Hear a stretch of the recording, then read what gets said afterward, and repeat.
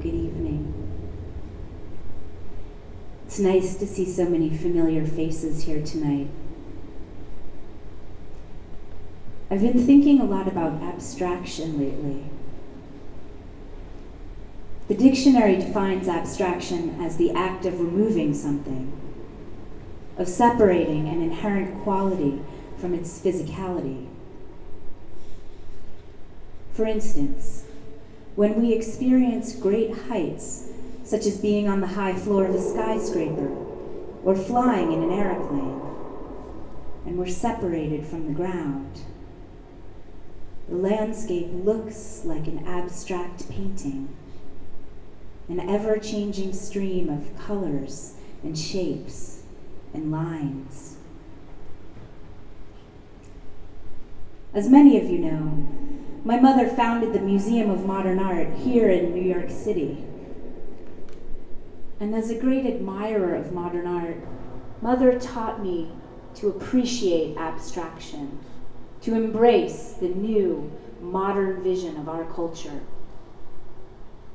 But it was my grandfather, John D. Rockefeller Sr., who first taught me about perspective, about the importance of taking the long view. As you know, Grandfather founded the Standard Oil Company in 1870, and within 10 years, Standard was the oil industry in the United States. Standard made Grandfather rich, possibly the richest man in America. But for much of his life, he was also one of the most hated. You see, Standard was a monopoly. At its height, it controlled 90% of the world's oil and was trying hard to buy up the last 10%. But despite all those attacks from both the press and the government, Grandfather never wavered in his belief that Standard's monopoly was beneficial, not only for owners and workers in the industry, but for consumers and the country as a whole. Kerosene became universally available, and Standard's product was cheaper and better.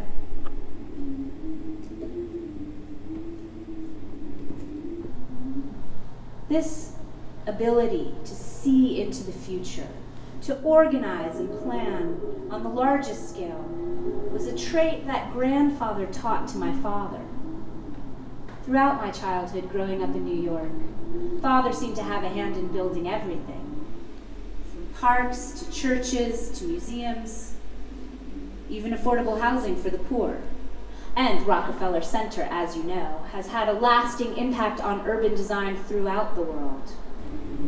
You see, my parents raised me with a great appreciation for the way that art and architecture help us to define who we are and what our culture represents. Father deeply believed that a civilized society will be judged largely by the creative activities of its citizens.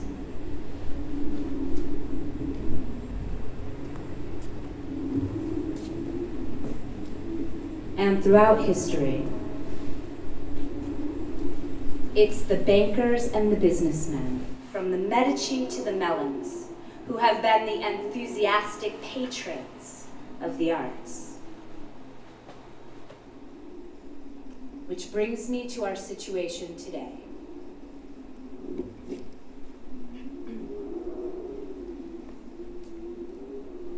Mainly through the impetus provided by our business corporations, we here in the United States have achieved a material abundance and a growing leisure unprecedented in history.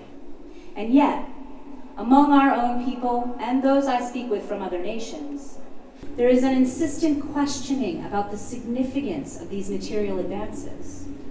What does it matter, people ask, that America has the largest GNP or the biggest atom smasher or the fanciest automobiles? Are these the only hallmarks of a truly great society?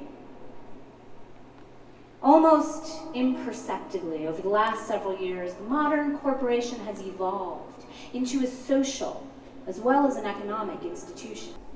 Without losing sight of the need to make a profit, it has developed ideals and responsibilities going far beyond the profit motive. It has become, in effect, a full-fledged citizen, not only of the community in which it is headquartered, but of the country, and indeed, the world.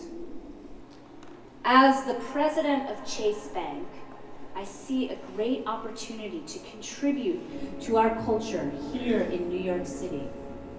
We are eager to enhance the Wall Street area, humanize the image of our business, and provide relief and refreshment for both the eye and the spirit. What I propose is an exercise in catalytic bigness. Capitalizing on Lower Manhattan's historic role as a hub of international commerce, the plan will create a center for world trade, designed to lead the way for American companies to transcend national boundaries and operate globally. Think of it as a kind of Catholic Church of capitalism.